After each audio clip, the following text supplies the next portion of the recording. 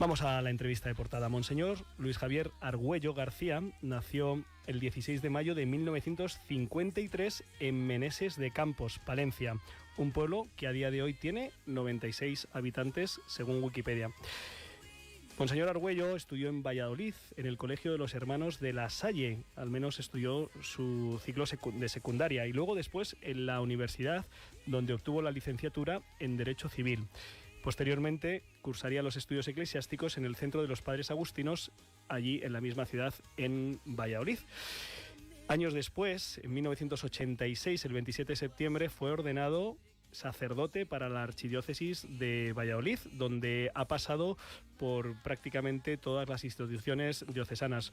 Fue formador y después rector del Seminario Diocesano, vicario episcopal, capellán del Monasterio La Concepción del Carmen, y ha ocupado prácticamente todas los ámbitos institucionales diocesanos de grave responsabilidad, hasta que el 14 de abril del 2016 el Papa Francisco le nombró obispo auxiliar de la Archidiócesis de Valladolid.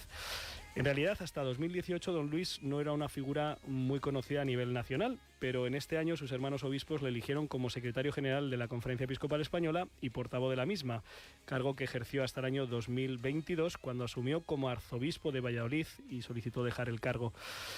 Muy buenas noches, don Luis Argüello, y muchas gracias por atender la llamada de Radio María. Muy buenas noches, Julián. Me alegra estar contigo y con tus oyentes. Hace 6 años, cuando le eligieron secretario general, intenté a través de Twitter comunicarme con usted y decirle, don Luis, ¿se animaría a ser entrevistado en Rompiendo Moldes? Y enseguida me respondió afirmativamente, así que hemos vuelto a intentarlo y le agradecemos mucho esa deferencia. Muy bien, me alegra todo lo que sea colaborar con Radio María. En primer lugar, felicidades por la elección como presidente, lo que implica una confianza y una valoración por parte de sus hermanos obispos de España. En segundo lugar, gracias por asumir esta responsabilidad. Y en tercer lugar, cuente con la oración de toda Radio María, que reza mucho por los pastores. Y esta noche lo que queríamos hacer es un pequeño regalo a los oyentes, que es para conocerle un poquito más desde el punto de vista personal. En Rompiendo Moldes, que por cierto creemos que usted pues rompe algunos, ha roto algunos a lo largo de su vida, queremos pues saber un poco su dimensión más íntima, hasta donde se pueda compartir. Y pensaba que para empezar, pues ¿por qué no preguntarle a Monseñor Argüello quién es para usted Jesucristo? ¿Quién es Jesús para usted, don Luis?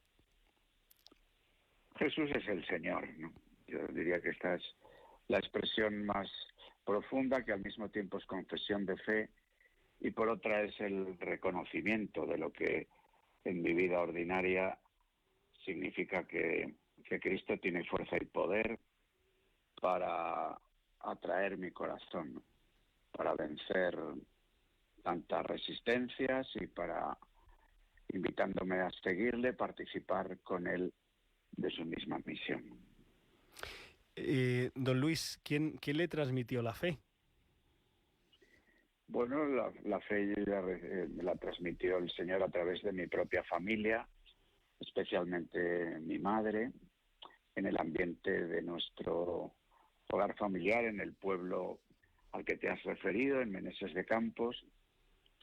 Pues poco a poco fuimos aprendiendo, yo y mis hermanos y yo mismo, a orar, fuimos aprendiendo a reconocer la presencia del Señor a través de cosas muy sencillas, ¿no? De besar una imagen del niño Jesús, de rezar una Ave María a la Virgen, de caer en la cuenta de la presencia de Dios en nuestras vidas, ¿no?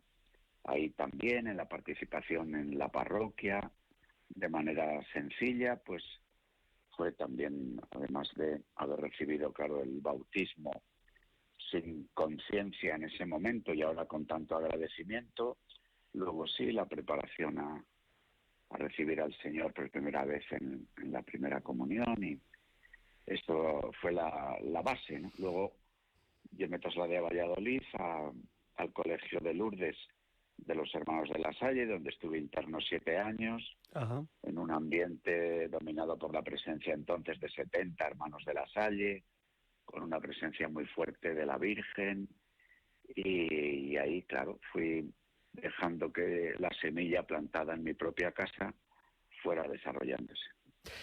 Sabemos que se le dieron muy bien los estudios, don Luis, Premio Nacional de Bachillerato y Premio Extraordinario Fin de Carrera. No está mal. ¿Le gusta estudiar? ¿Le gusta aprender?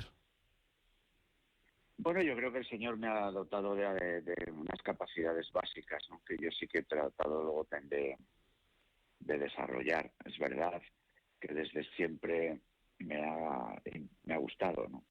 Los estudios, la lectura, la inquietud por el saber y bueno, se ha juntado pues un don y al mismo tiempo un espíritu de trabajo, ¿no? Para poder sacar adelante todo esto. Yo creo que también con un buen ambiente, ¿no? Tanto el vivido en casa, también yo iba a una escuela de estas que se llamaban entonces escuelas unitarias, ¿no? Donde los maestros tenían que hacer malabares porque estábamos en el mismo aula, niños y adolescentes, ¿no? Niños desde 5 o 6 años hasta adolescentes de 13, 14 años, ¿no? Yo dejé la escuela de mi pueblo con 10 años para irme ya al colegio de Lourdes, ¿no? También el internado cuidaba bastante el ambiente de estudio, ¿no? Entonces, bueno, yo tuve el cruce de tres cosas que yo creo que siempre nos ayudan. El don que cada uno recibe, el ambiente, especialmente el familiar, que ayuda a desarrollar el don, y luego la participación en una institución, en este caso una escuela católica, que me ayudó a presentar estas bases que luego en la universidad pude desarrollar ya. Don Luis, ¿por qué eligió la carrera de Derecho?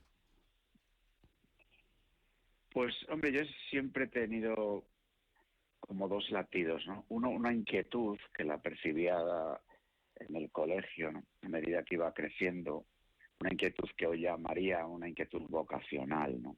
Por una parte. Eso es experimentada como en lo profundo del corazón. Y luego, pues, una inquietud social.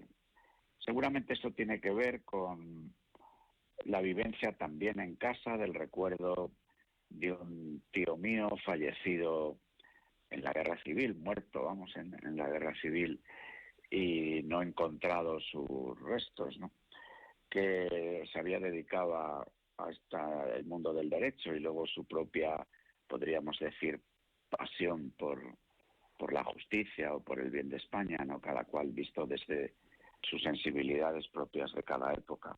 Uh-huh. Yo esta inquietud, esta preocupación por el bien común, por lo social, por la justicia, la tenía, y eso me hizo estudiar Derecho. Por otra parte, yo estudio Derecho en los años 70, en un momento especialmente, podríamos decir, intenso de la vida española, ¿no?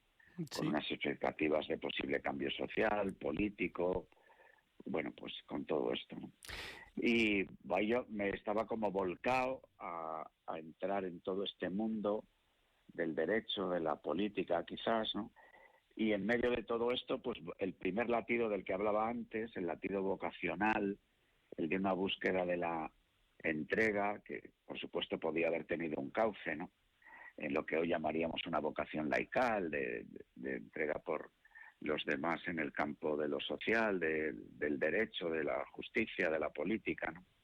Pues poco a poco, bueno, el Señor fue abriendo en mí la conciencia para caer en la cuenta de lo que me estaba llamando es a la justicia del reino, ¿no? Que me estaba llamando es a un ministerio de reconciliación y de comunión, el ministerio sacerdotal, en definitiva. Uh-huh. Termina la carrera de Derecho con honores, empieza a ejercer como profesor en la universidad, siendo muy joven. Después hay un cambio en su biografía, en su historia, que es dejar la universidad para dar clases en el colegio donde usted había estudiado. Y finalmente, con 30 años, una edad que no era pues lo más habitual, ingresa al seminario de Valladolid. Nos ha comentado un poco cómo iba escuchando, ¿no? esa llamada. ¿Cómo se escucha la llamada vocacional, don Luis? Bueno, yo creo que el Señor nos llama de desde el vientre de nuestra madre, ¿no? Es decir, que yo creo que desde el principio que el Señor nos ama, nos piensa, nos quiere, nos convoca a la vida a través del abrazo de nuestros padres, pues ya está pensando para nosotros un lugar en su plan de salvación para el mundo, ¿no? Entonces, de alguna forma, es caer en la cuenta de todo esto. Pero es verdad que para caer en la cuenta de todo esto hace falta poner unos medios, ¿no? Que seguramente tienen que ver con la oración, vamos, que seguro tienen que ver con la oración, la escucha de la palabra, el estar atento a lo que ocurre alrededor, el conversar con alguien que te puede ayudar a la hora de hacer eso que llamamos discernimiento. Pero lo cierto es que para mí todo esto tiene, esto que se fue labrando a lo largo del tiempo, luego tiene un día D, ¿no? Un día D que fue el Viernes Santo del año 1983, en una Pascua qué pasó? de jóvenes. Sí, pues mira, yo volví al colegio, como acabas de decir, porque estando en la facultad, al aprobarse la Constitución Española en el año 1978, pues pusieron una hora para explicar la Constitución en los colegios, una hora que se añadía a la clase de historia. Los hermanos de La Salle pensaron que yo, dedicándome al derecho público en la universidad, pues que podía ser una persona adecuada para completar ese ahora y explicar a los alumnos del tercero de bachillerato de entonces, pues la Constitución. Y por eso volví. Ajá. Lo que ocurre es que estando explicando la Constitución, los hermanos me plantearon, porque era posible, por la titulación de Derecho, era posible que yo explicara geografía económica, que era una asignatura que se daba en Derecho, y poco a poco fui, estando en la universidad, pero fui entrando en el colegio. Estando en el colegio también fui invitado a participar de un grupo cristiano y más adelante del equipo de pastoral, ¿no? de los hermanos de La Salle, de la provincia del noroeste de España. Ajá. Con ese motivo, pues preparábamos diversas actividades, entre otras, una celebración de la Pascua en un monasterio que está situado en Burgos, cerca de Miranda de Ebro, que se llama Bujedo, ¿no? Donde los hermanos de La Salle han tenido su noviciado, su casa de formación y ahora una casa que, además de vivir hermanos de La Salle mayores, pues sobre todo es un lugar para campamentos, encuentros, retiros, actividades de los colegios que tienen los hermanos. Ajá. Pues en esa Pascua juvenil, el Viernes Santo, en la adoración de la cruz, yo sentí como que de una forma especial todos los latidos de los años anteriores, pues como que de repente tuvieron un nombre que es, el Señor me llama a ser sacerdote. Yo lo dije de manera pública en la vigilia pascual al día siguiente. Madre mía. Ya digamos que me comprometí aquí en público. Y a la vuelta pues fui a ver a don José Delicado, que era el arzobispo de Valladolid, entonces un obispo muy querido para mí. Ajá. Se lo conté y me dijo, pues nada, vete a hablar con el rector del seminario. Esto estamos hablando de abril del año 1983, y yo me incorporé al seminario en septiembre de ese mismo año, para empezar el curso y vivir un camino formativo que fue, por otra parte, quizás demasiado rápido. Yo me ordené en el en el año 87. 1986. 86, no, cuando lo he leído el no, 27, no me salían el 27, no me salían las cuentas, don Luis, sí, le adelantaron, ¿eh? Sí. El 27 de septiembre de 1986, que es la ordenación. La ordenación, día de San Vicente de Paul, sí. Como sacerdote joven, sé que ejerce muy pronto desde la ordenación como formador del seminario, y también sé que está muy cerca del ámbito de las personas en exclusión, ayuda a las personas con adicción a la droga, trabaja con Cáritas. Mi párroco, don Israel Guijarro, que en los años 90 ejerció el ministerio sacerdotal como capuchino en Valladolid, me contaba que usted iba, no sé si era una vez a la semana, a un albergue para transeúntes, no recuerdo bien si era esto. Sí. En la parroquia que tenían los capuchinos entonces aquí, en los bajos de la parroquia, se abrió un albergue especial, vamos, para los sábados y domingos, porque los albergues en ese momento estaban cerrados, y luego también se abrió otros días hasta que ya definitivamente se abrió otro albergue en otro sitio. Y sí, ese albergue estaba mantenido por voluntarios y yo iba los domingos por la noche, sí. ¿Y qué, Sí, y sí. qué labor hacía? Bueno, pues en realidad era unos poco como de guardia, ¿no? Entre las personas que acudían a dormir allí, tratando de, bueno, a veces alguna persona podía, aunque la cosa estaba regulada, el horario y demás, pero si alguien llegaba un poco más tarde, alguien podía tener algún tipo de necesidad, una medicina, de tomar un vaso de leche y también guardar un cierto orden, ¿no? Sí.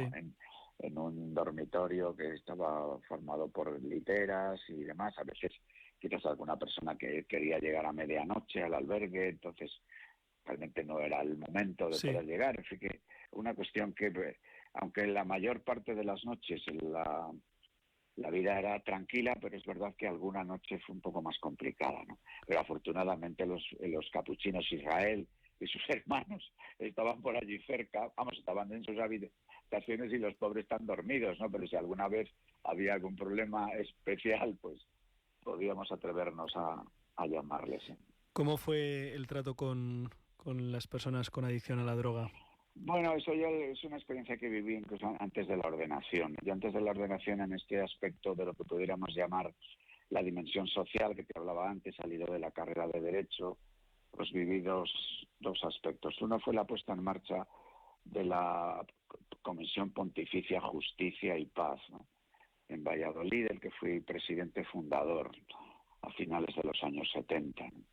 También con esto mismo que estamos hablando, de la nueva situación política española y lo que la Iglesia, después del Concilio Vaticano II, fue Pablo VI el que fundó la Pontificia Comisión Justicia y Paz en Roma, y luego se fueron creando comisiones diocesanas por todo el mundo, y en Valladolid se creó esta comisión diocesana a finales de los años 70. Eso era una dimensión que tendría más que ver con la doctrina social de la Iglesia.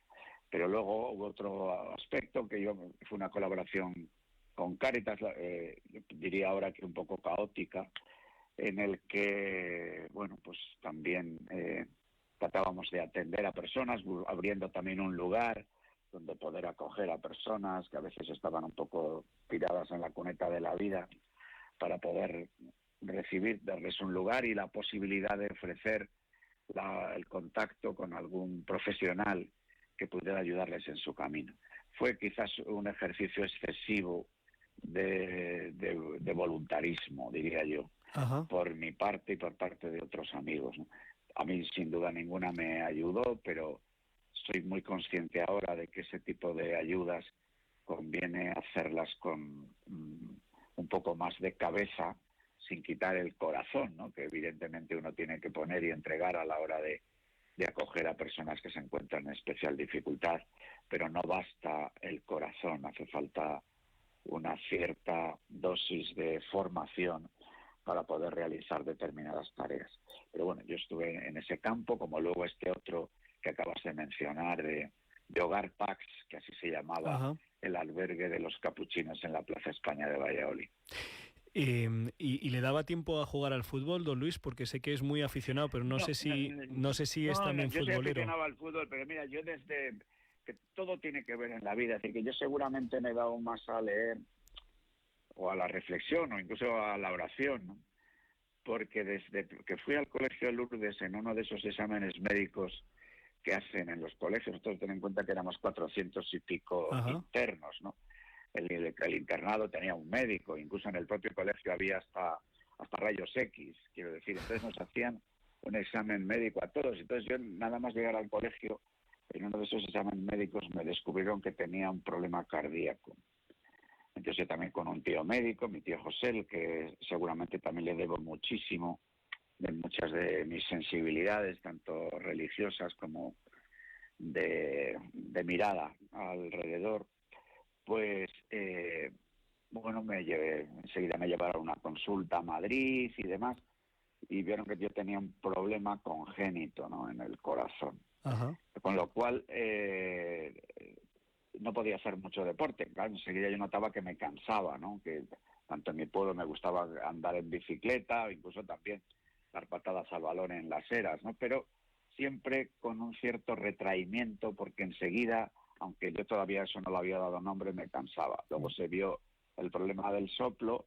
Entonces, en mi relación directa con los campos de fútbol ha tenido más que ver con ser delegado federativo en los equipos de fútbol del Colegio Lourdes, también en el equipo de fútbol de la universidad. La Facultad de Derecho tenía un equipo de fútbol y yo fui su delegado, y entonces he ido al Estadio Zorrilla, cuando estaba el Estadio Zorrilla, no el actual que tiene Valladolid, que se inauguró con el Mundial del 82, sino en el propio Paseo de Zorrilla de la ciudad.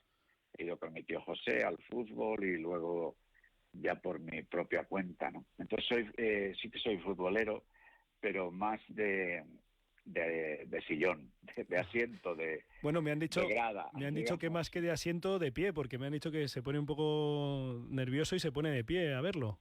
Bueno, sí, en algunos de estos partidos un poco tremendos de mi forofez con el Real Madrid o las inquietudes con el Pucela, el Valladolid, y los partidos en los que se juega el ascenso o el descenso, jugando siempre entre primera y segunda división, pero bueno, los partidos del Madrid en la Copa de Europa, hoy la llaman Champions, ¿no? Sí. Pues sí, los forofos nos cuesta ver el fútbol tranquilo, sí.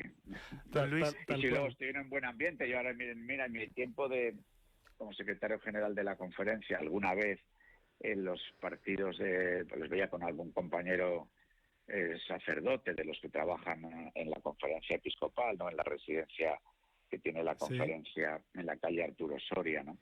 Y también he de decirte que hay algún otro cura muy forofo, y entonces nos contagiábamos a la hora de decir esto o lo otro respecto de los futbolistas, del árbitro o de los contrarios.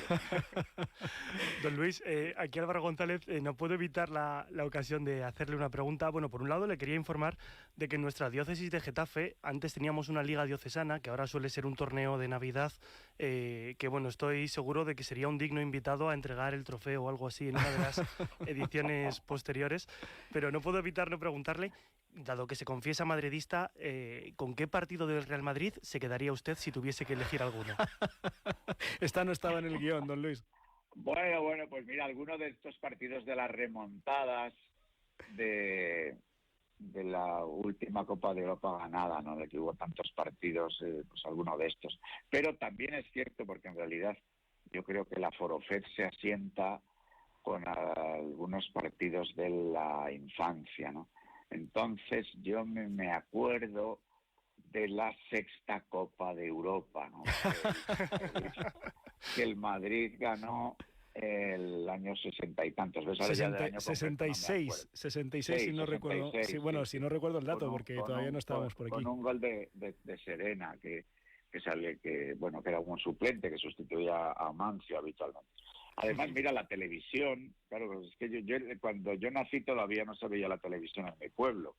Entonces la televisión llegó a la tierra de Campos en el año 60, ¿no? A finales 59 y 60.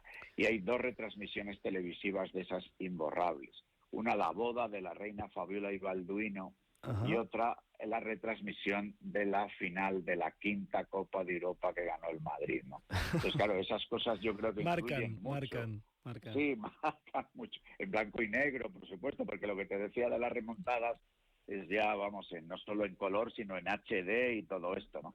Pero las teles en blanco y negro, que además a veces nos decían que había interferencias y bueno, la pantalla empezaba a hacer determinados movimientos y demás, tenía otra emoción. Eran las primeras conexiones con Eurovisión. Sí. Don Luis, le voy a cambiar el tercio hacia otra de las pasiones, que lo reconocía el pasado martes en la pequeña rueda de prensa, encuentro con los medios de comunicación. Fútbol y libros. Los libros le han dado mucho, ha leído mucho. ¿Y qué ha recibido? ¿Qué le han aportado? ¿Qué es el legado que le han dejado los libros leídos? Hombre, pues siempre la oportunidad de una reflexión, ¿no? La reflexión que ha hecho alguien y que al leer, pues es una reflexión que tratas de hacer tuya. Por supuesto, no con todo lo que lees y con todas las reflexiones que hacen otros estás de acuerdo. Hay muchas cosas de las que lees que te sorprenden, que te ayudan, que te animan. Por otra parte, las lecturas son de diverso tipo, ¿no? Porque uno puede hacer lecturas de carácter espiritual que ayuden desde la experiencia de los grandes orantes o de la oración de otras personas a poder, pues adentrarte más en el misterio de Cristo, en la escucha de su palabra, en lo que el Señor es capaz de hacer, en el testimonio de la vida de personas. Otros aspectos son ya más reflexiones, son análisis del mundo en el que vivimos. Otros aspectos pueden tener que ver más ya con la creación, ¿no? Con los relatos, con las novelas, en fin. Don Luis. Hay de todo, pero ahora mismo tampoco tengo tanto tiempo como quisiera, y entonces tengo que concentrar mis tipos de lecturas, pero sí que hago lo posible por hacerlo, vamos. Recomiéndenos un libro espiritual y un libro profano a los oyentes de Rompiendo Moldes.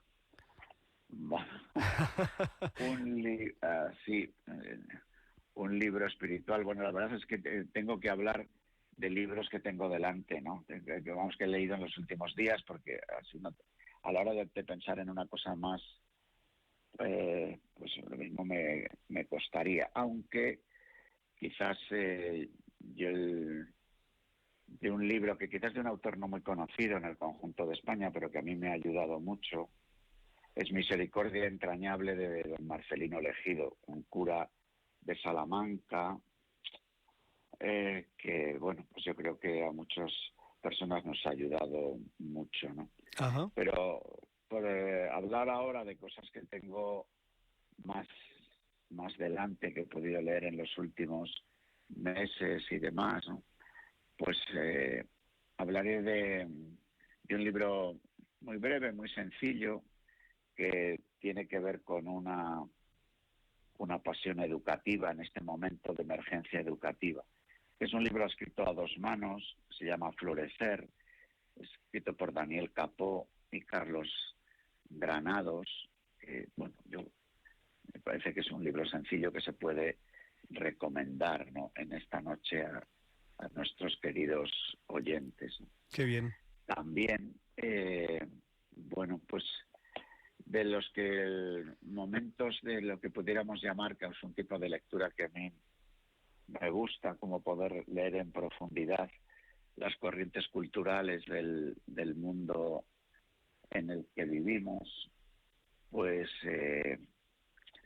un libro que he leído, que acabo de leer hace unos días, de un autor desconocido también, hasta el punto de que firma con seudónimo, y no se sabe muy bien quién es, que es Adriano Erriguel, que tiene un título un poco sorprendente que se llama Blasfemar en el Templo, ¿no?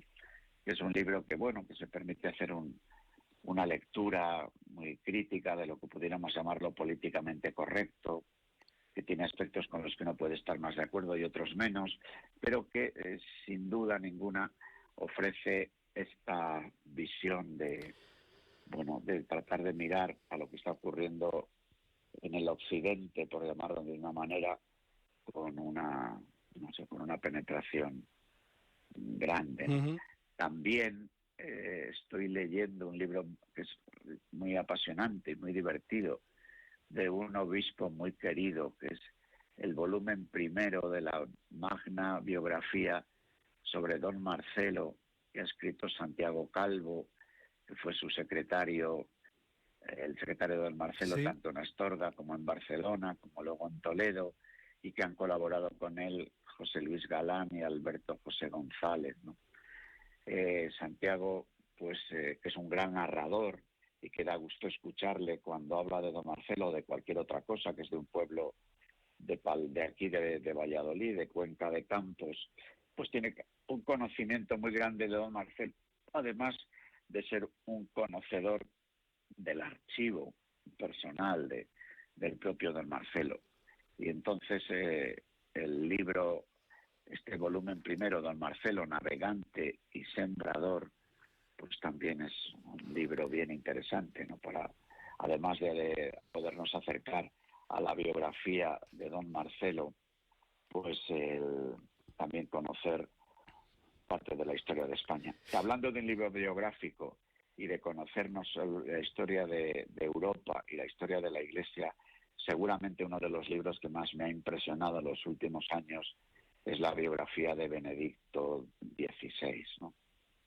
Ajá. Hecha por su biógrafo, Peter digamos, Sewell. sí, me parece un libro extraordinario, no solamente para conocer a Benedicto XVI, sino para al hilo de conocer a Benedicto XVI, conocer la Iglesia anterior al concilio, en el momento posterior al concilio. Me parece, sí, Pues una biografía espléndida. Sí. para no tener mucho tiempo para leer, se nota que tenemos recomendaciones, don Luis, muchas gracias. Tenemos que terminar, nos quedan bastantes preguntas, le hago la última. Ha mencionado el Occidente, la situación en la que nos encontramos. Algunos pues podemos vivir con cierta desazón, con dificultad en los tiempos presentes, de aparente invitación al diálogo, pero que luego muchas veces te das cuenta de que quien te invita a ese diálogo lo único que hace es imponer por la fuerza y por la propaganda pues sus planteamientos, ¿no? Por un lado esa situación, digamos, social, y también un poco la situación eclesial, don Luis, que a no pocos hermanos de fe, con la mejor de las intenciones, les tiene pues con mucha lucha, con mucha confusión ante pues mensajes aparentemente contradictorios, incluso a veces de confrontación en el seno de la Iglesia. Este ambiente social y eclesial, don Luis, usted desde su experiencia de casi 40 años de sacerdote, con este recorrido de los 8 años, no, casi 10 años de obispo, ¿qué nos puede decir, don Luis? Bueno, yo creo que es verdad lo que no solamente el Papa Francisco, sino que el propio Concilio Vaticano II ha hablado de un extraordinario cambio de época, ¿no? Con lo cual vivimos como la barca de Pedro y las barcas en general en las que transita la humanidad en aguas turbulentas, ¿no? Entonces esto es así. Yo creo que el corazón de esta crisis es una crisis espiritual, pero el creyente debe vivir estas crisis espirituales sabiendo que el Señor va adelante, ¿no? Va adelante, aunque tengamos que entrar en su Pascua y saber que se abre un paso nuevo, aunque tengamos, como diría San Juan de la Cruz, que atravesar la noche, ¿no? Uh-huh. Yo creo que esto es así, ¿no?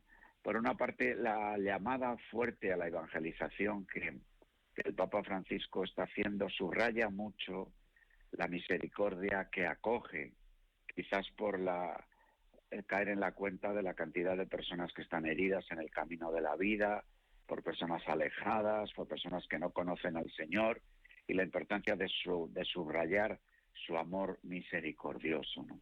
Es cierto que estas personas a las que ofrecemos todo el amor del Señor, que todos le necesitamos, ese mismo amor del Señor nos transforma. Tú hablabas antes de un testimonio en tu parroquia de transformados, ¿no? Uh-huh. Esto es lo que a veces no aparece tan claro, y a algunas personas les escandaliza que se hable solo de la acogida, de la misericordia, de que en la Iglesia estamos llamados todos a entrar, y este otro aspecto, esta dimensión de lo que pudiéramos llamar la conversión, el crecimiento, la propuesta de una vida buena, en el fondo es la permanente tensión que se vive en los momentos históricos de cambio entre fidelidad y novedad, ¿no?